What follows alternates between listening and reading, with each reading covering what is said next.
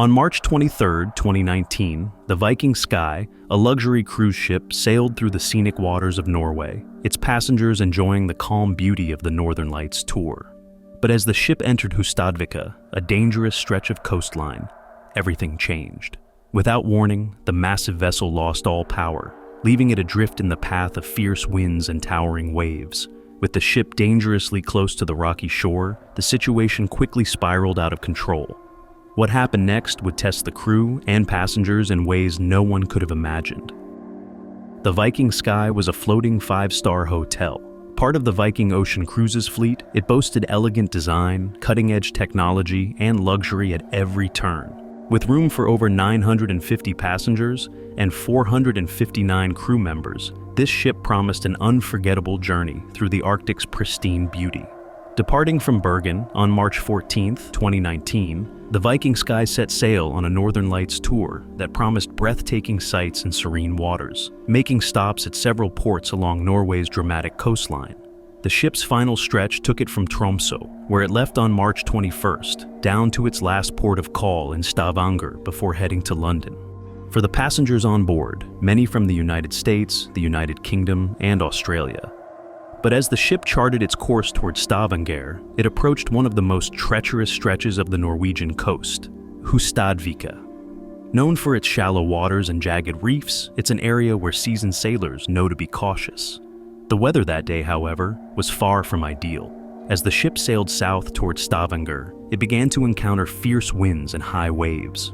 The captain and crew had been prepared for bad weather, but no one expected what was about to unfold. The winds were blowing at speeds of up to 53 miles per hour, with gusts reaching an incredible 65 miles per hour. These were conditions that could turn even the sturdiest of ships into a plaything for the sea. As the Viking Sky approached Hustadvika, the situation grew more perilous. At about 1:37 p.m., alarms went off in the engine room. The ship's engines, which were powered by diesel generators, were starting to experience problems. The crew noticed low oil pressure in one of the working engines, known as DG4. To really grasp what went wrong aboard the Viking Sky, you need to understand how the ship's propulsion system worked. The Viking Sky used a diesel-electric propulsion system, a complex but highly efficient design. Instead of directly powering the ship's propellers with diesel engines, the engines burned diesel fuel to generate electricity. That electricity was then used to run electric motors, which in turn drove the ship's propellers. This setup allowed for smoother control and made the ship quieter and more fuel efficient, a perfect fit for luxury cruising. However, like any system, it had its vulnerabilities. One of the most crucial elements in keeping the engines running smoothly was lubrication, specifically the flow of lubricating oil. This oil acted like a lifeline for the engine components, reducing friction and keeping the moving parts cool under immense pressure. Without enough oil, the engine could overheat or seize up, leading to catastrophic damage. Normally, the oil sits in the sump tanks at the bottom of the engine, where it's drawn up into the engine to keep things running smoothly. When the ship encountered the massive waves in Hustadvika, the rolling of the ship caused the oil in the engines to slosh around, triggering sensors that detected low oil pressure. Without enough oil, the engines automatically shut down to prevent damage. The problem wasn't just with one engine either. One of the ship's 4 engines, DG3, had already been out of service due to a recent issue with its turbocharger, and parts to repair it were expected to be delivered when the ship reached Stavanger.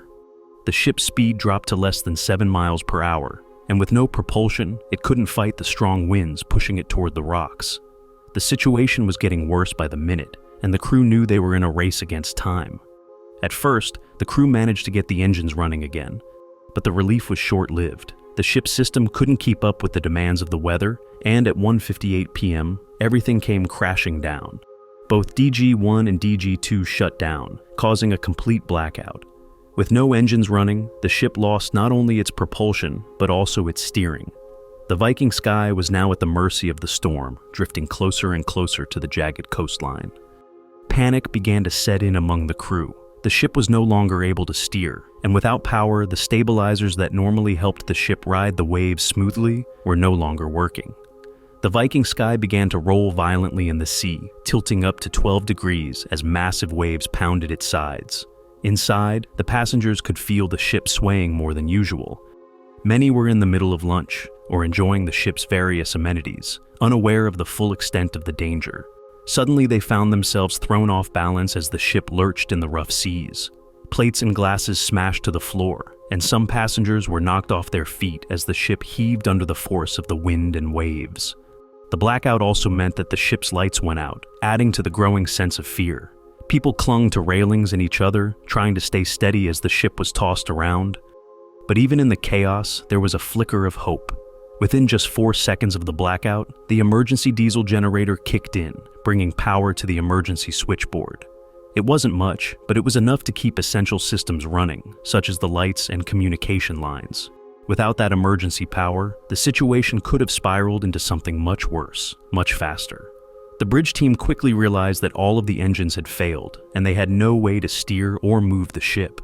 They called down to the engine control room to get an update and find out how long it would take to restart the engines. The answer they received was grim. The engineers couldn't even figure out why the engines had shut down in the first place. Recognizing the seriousness of the situation, the captain made a difficult decision. He sent out a Mayday distress signal at 2 p.m., asking for immediate help. Rescue operations were put into motion, but there was no telling how long help would take to arrive. In the meantime, the ship continued to drift toward the rocky Norwegian coastline at a dangerous speed of about 4 knots. As the minutes ticked by, the shore got closer and closer. With no propulsion, the captain ordered the crew to drop both anchors in a desperate attempt to slow the ship's drift. It was a long shot, but it was all they could do. The crew worked quickly, lowering the anchors and putting out a good length of chain. Unfortunately, the anchors didn't hold. The ship was still being dragged toward the shore by the powerful winds, which were gusting at up to 78 miles per hour. Inside the ship, things were getting worse. The rolling motions became more intense, reaching angles of up to 14 degrees, which might not sound like much, but on a ship, it feels like the entire vessel is about to tip over. Back in the engine room, the engineers were working tirelessly to get the power back online. After analyzing the situation, they suspected that the engine shutdowns were due to low oil pressure. The ship had been rocking so violently that the oil in the engines had sloshed around, leaving parts of the system dry. Without enough oil, the engines couldn't run. At 2:12 p.m., the engineers began transferring oil from the storage tanks to the engine's sump tanks, prioritizing the largest engine, DG2. They knew that if they could get just one engine running, they might have a chance to regain control of the ship. But it wasn't as simple as adding oil and pressing a button. The engine still had active alarms that needed to be cleared, and the control systems required a precise series of steps to be followed to bring everything back online. Even when they had enough oil in the system to restore proper pressure, the engines refused to cooperate. The engineers made several attempts to restart them, but each time they failed because the steps weren't done in the correct order. Adding to the challenge, the engine speeds needed to match perfectly in order to connect them to the main switchboard, but the constantly changing conditions made this incredibly difficult. By 2:13 p.m., the captain activated the general alarm, signaling passengers and crew to gather in their designated muster areas. As the situation became more critical, one of the Norwegian pilots on board took charge of communicating with the rescue teams, while the staff captain prepared for a possible evacuation by helicopter. This was not an easy decision. Evacuating passengers in a storm like this was dangerous, but staying aboard a drifting ship was potentially deadly. At 2:22 p.m., the engineers finally succeeded in restarting DG2, and the engine was connected to the main switchboard in manual control mode. For the first time in nearly an hour, there was a small glimmer of hope. But it wasn't enough. The ship was still drifting dangerously close to the shallow waters and rocks along the coast. Just 5 minutes later, the unthinkable happened. The ship drifted over a rock marked at a depth of only 33 feet. Given that the ship's draft, how deep it sits in the water, was about 21 feet, it was a terrifyingly close call. If the ship had struck the rock, it would have been a catastrophic event, possibly tearing open the hull and sinking the vessel. By 2:31 p.m., the crew had managed to connect the portside propulsion motor, giving the ship some ability to move forward, albeit at a slow speed of 1 to 5 knots. It wasn't much, but it was enough to start pulling the Viking Sky away from the rocks. By 2:37 p.m., both propulsion motors were running, providing just enough power to steer the ship to safety. Still, they were far from being out of danger. Another wave of panic struck when, at around 3 p.m., the ship was hit by a series of massive waves, one of which smashed a door on the starboard side, allowing cold seawater to flood into the assembly station. Some passengers were injured, and there was chaos as people were quickly moved to safer areas of the ship. The captain, chief engineer, and crew were doing everything in their power to prevent the ship from shutting down again. The engines were being operated manually, with an electrician standing by in case anything went wrong. By 3:24 p.m., the engineers had successfully restarted DG-1 and DG-4, allowing them to share the load and provide more stable power. Meanwhile, rescue helicopters had arrived on the scene. The weather was so severe that using lifeboats was out of the question, so the only way to evacuate passengers was by air. At 3:03 p.m., the first helicopter hovered above the ship, ready to start the risky process of hoisting passengers to safety. To understand why it is risky, imagine standing on a deck, being buffeted by icy winds and watching the waves crash around you while a helicopter hovers overhead. Then, you're strapped into a harness and slowly lifted into the air, hundreds of feet above the swirling ocean below. It was a terrifying experience, but for many passengers, it was the only way off the ship. The first rescue operation began about 80 minutes after the Mayday call. Injured passengers and a rescue crewman were lifted first, and to speed up the process, tandem lifts were performed, meaning 2 people were hoisted at a time. As each helicopter filled with passengers, it flew them to a nearby reception center on shore, about a mile away, before returning for more. At 5:05 p.m., the tugboat Fix arrived on the scene, ready to assist in pulling the ship to deeper waters. It was still a tense situation, as the ship was only a short distance away from running aground. Despite the rough conditions, the helicopter evacuations continued throughout the night. By 9:15 a.m. the next day, the evacuations were called off, with a total of 460 passengers safely airlifted. Fortunately, the tugboats had helped steer the Viking Sky into deeper water, and by 4:25 p.m. on March 24th, the ship safely docked in the port of Molde. In total, 19 passengers were injured during the Viking Sky ordeal, though thankfully, no one lost their life. For those on board, the 24 hours from the moment the ship lost power to when it reached safety felt like an eternity. As investigators would later confirm, the blackout was triggered by low oil levels in the engines, caused by the ship's violent rolling in massive waves.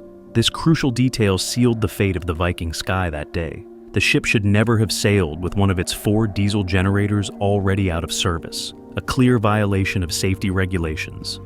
The situation was so dire that many passengers feared they wouldn't make it out alive. One passenger, Denise Manning, recalled her terror, saying she didn't think she would live to see her grandchild, as the ship was battered by 50 miles per hour winds and 26-foot waves. Another passenger, Fiona Dawes, who was traveling with her disabled cousin, suffered severe leg injuries when seawater breached the ship's doors, causing chaos on board. "I wasn't sure if I could crawl up," Fiona said, recalling how her right leg was severely damaged, and she thought they would be sucked out of the ship. As one passenger described, the ship was like a dead ship, drifting at the mercy of nature, with no power, no stabilizers, and no way to steer away from the deadly rocks. Captain Nathan Mills, an experienced cruise ship captain and maritime investigator, highlighted the grim reality of the situation, stating that the ship's stabilizers, which help manage movement in rough seas, only work when a ship is making headway. The Viking Sky, floating aimlessly without power, was left completely vulnerable to the storm's wrath. Mills added, "We all know what happens when a ship hits rocks. The ship could possibly capsize." Passengers weren't the only ones aware of the severity of the situation. On board, as the minutes ticked by, the ship drifted closer to disaster. The crew's efforts to anchor the vessel and restart the engines were met with repeated failures. Despite these challenges, they managed to avoid the rocks by getting one engine running and dropping anchor. It was a close call, narrowly preventing the ship from grounding, which would have been catastrophic. Had the ship hit those rocks, the incident could have echoed other infamous maritime disasters, such as the Titanic or the Costa Concordia.